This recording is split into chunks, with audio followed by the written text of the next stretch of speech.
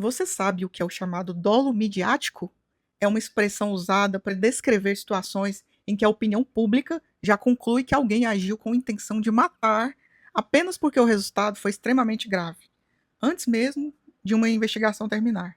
No caso do acidente de bungee jumping, muita gente pergunta: isso é dolo eventual?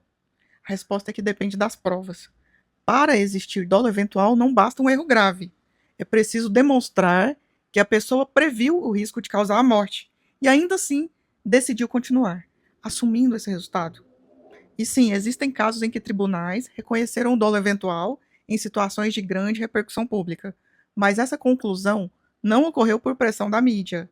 Ela decorreu da análise das provas produzidas no processo. Por isso, é importante separar o chamado dolo midiático do dolo eventual previsto na lei. No direito penal, quem define a responsabilidade não é a repercussão do caso, mas o conjunto probatório.